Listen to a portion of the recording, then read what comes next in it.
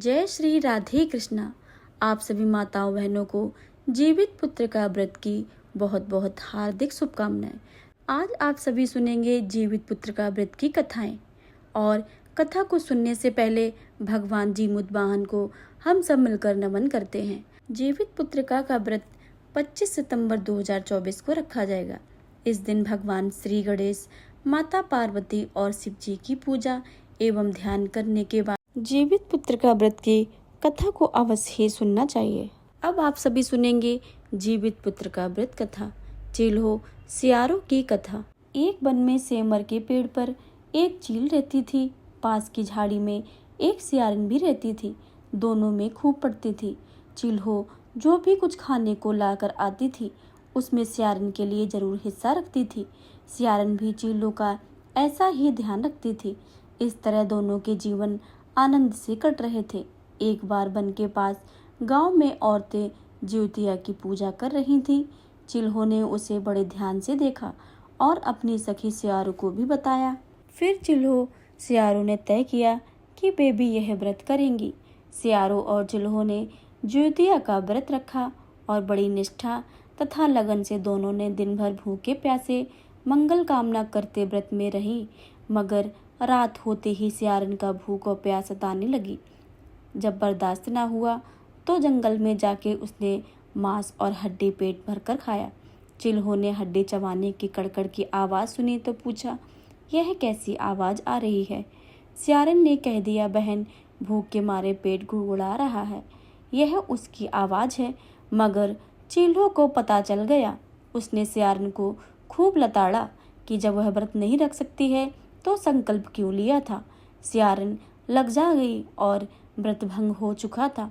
चिल्हो रात भर भूखे प्यासे रहकर व्रत को पूरा किया। अगले जन्म में दोनों मनुष्य रूप में राजकुमारी बनकर सगी बहनें हुई। सियारिन बड़ी बहन हुई और उसकी शादी एक राजकुमार से हुई। चिल्हो छोटी बहन हुई और उसकी शादी उसी राजा के मंत्री पुत्र से हुई। बाद में दोनों राजा और मंत्री बने। सियारिन रानी जो बच्चे होते थे वे मर जाते थे, जबकि चिल्हो के बच्चे स्वस्थ और हट्टे कट्टे रहते थे। इससे उसे जलन होती थी।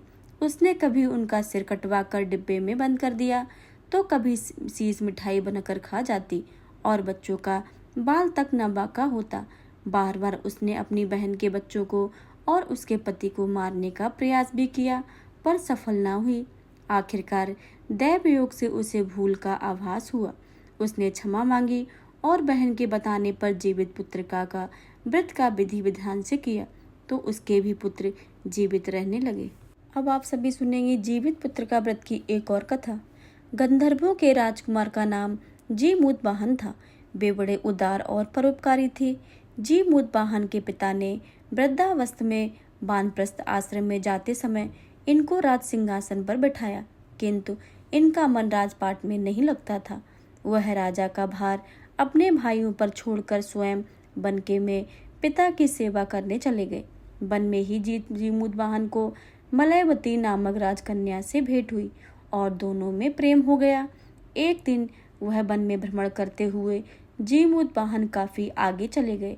तब उन्हें एक वृद्धा विलाप करते हुए दिखी। पूछने पर वृद्धा ने रोते हुए बताया, मैं नागवंशी की स्त्री हूँ, मुझे एक ही पुत्र है। पक्षी राज गरुड़ के क्रोध से मुक्ति दिलाने के लिए नागों ने यह व्यवस्था की है कि वे गरुड़ को प्रतिदिन भक्षण हेतु एक युवा नाग सौंपेंगे। आज मेरे पुत्र शंखचूड़ की बलि का दिन है। आज मेरे पुत्र के जीवन पर संकट है और थोड़ी देर बाद ही मैं जीवन पुत्र विहीन हो जाऊंगी। एक स्त्री के लिए इससे बड़ा दुख क्या होगा कि उसके जीते ही उसका पुत्र ना रहे। जीमूत वाहन को यह सुनकर बड़ा ही दुख हुआ। उन्होंने उस वृद्धा को आश्वासन देते हुए कहा कि डरो मत, मैं तुम्हारे पुत्र के प्राणों की रक्षा करूंगा। आज उसके स्थान पर स्वयं मैं अपने आप को उसके लाल कपड़े में ढककर वध्यशिला पर लेटूंगा ताकि गरुड़ मुझे ही खा जाए, पर तुम्हारा पुत्र बच जाएगा। इतना कहकर जीमूत वाहन ने शंखचूड़ के हाथ में लाल कपड़ा ले लिया और उसे लपेटकर गरुड़ को बलि देने के लिए चुने गए वध्यशिला पर लेट गए। नियमित समय पर गरुड़ बड़े वेग से आए और वे लाल कपड़े से ढके जीमूत वाहन को पंजे में दबोच कर पहाड़ के शिखर पर जाकर बैठ गए। गरुड़ ने अपनी कठोर चोंच का प्रहार किया और जीमूत वाहन के शरीर से मांस का एक बड़ा हिस्सा नोच लिया। इसकी पीड़ा से जीमूत वाहन की आंखों में आंसू बह निकले और वह दर्द से कराहने लगे। अपने पंजे से पकड़े प्राणी को आंखों में आंसू और मुख से कराह सुनकर बड़े ही आश्चर्य में पड़ गए, क्योंकि ऐसा कभी पहले नहीं हुआ था। उन्होंने जीमूत वाहन से उनका परिचय पूछा। जीमूत वाहन ने सारा किस्सा सुनाया कि कैसे एक स्त्री ने पुत्र की रक्षा के लिए वह अपने प्राण देने आए। आप मुझे खाकर अपनी भूख को शांत करें। गरुड़ उनकी बहादुरी और दूसरे की प्राण रक्षा के लिए स्वयं का बलिदान देने की हिम्मत से बहुत ही प्रभावित हुए। उन्हें स्वयं पर पछतावा होने लगा। वह सोचने लगे कि वह मनुष्य जो दूसरे के पुत्र की रक्षा के लिए स्वयं की बलि दे रहा है, और एक जो मैं हूँ जो देवों के संरक्षण में किंतु दूसरों की संतान की बलि ले रहा हूँ। उन्होंने जीमूत वाहन को मुक्त कर दिया। गरुड़ ने कहा कि हे उत्तम मनुष्य, मैं तुम्हारी भावना और त्याग से बहुत प्रसन्न हूँ। मैंने तुम्हारे शरीर पर जो घाव दिए हैं उसको ठीक कर देता हूँ। तुम अपनी प्रसन्नता के लिए मुझसे कोई वरदान मांग लो। राजा जीमूत वाहन ने कहा कि हे पक्षीराज, आप तो सर्वसमर्थ हैं। यदि आप प्रसन्न हैं और वरदान देना चाहते हैं तो आप सर्पों को अपना आहार बनाना छोड़ दें। आपने जब तक जितने भी प्राण लिए हैं उन्हें जीवन प्रदान करें।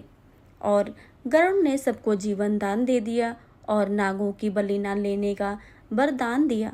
इस प्रकार जीमूत वाहन के साहस से नाग जात की रक्षा हुई। गरुड़ ने कहा, तुम्हारी जैसी इच्छा वैसा ही होगा। हे राजा, जो स्त्री तुम्हारे इस बलिदान की कथा सुनेगा और विधि पूर्वक व्रत का पालन करेगा, उसकी संतान मृत्यु के मुख से भी निकल आएगी। तब से ही पुत्र की रक्षा हेतु जीमूत वाहन की पूजा की प्रथा शुरू हो गई। यह कथा कैलाश पर्वत पर भगवान शंकर ने माता पार्वती को सुनाई थी। जीवित पुत्रिका के दिन भगवान श्री गणेश, माता पार्वती और शिव जी की पूजा एवं ध्यान के पश्चात व्रत की कथा अवश्य ही सुने। प्रेम से बोलिए गणेश भगवान की जय, भगवान भोलेनाथ की जय, कृष्ण भगवान की जय। यह कथा महाभारत काल से जुड़ी है। महाभारत युद्ध के बाद अपने पिता की मृत्यु के पश्चात अश्वत्थामा बहुत ही नाराज था और उसके अंदर बदले की आग तीव्र हो रही थी, जिस कारण उसने पांडवों के शिविर में जाकर घुसते हुए सोते हुए 5 लोगों को पांडव समझकर मार डाला। लेकिन वे सभी द्रौपदी के 5 संतानें थीं। उसके इस अपराध के कारण उसे अर्जुन ने बंदी बना लिया और उसकी दिव्य मणि छीन ली, जिसके फलस्वरूप अश्वत्थामा ने उत्तरा के अजन्मी संतान को गर्भ में मारने के लिए ब्रह्मास्त्र का उपयोग किया, जिसे निष्फल करना नामुमकिन था। उत्तरा की संतान का जन्म लेना भी आवश्यक था, जिस कारण भगवान श्री कृष्ण ने अपने सभी पुण्यों का फल उत्तरा की अजन्मी संतान को देकर उसकी गर्भ में ही पुनः जीवित किया। गर्भ में मरकर जीवित होने के कारण उनका नाम जीवित पुत्रिका पड़ा और आगे जाकर वह राजा परीक्षित बने। तब से ही इस व्रत को किया जाने लगा है।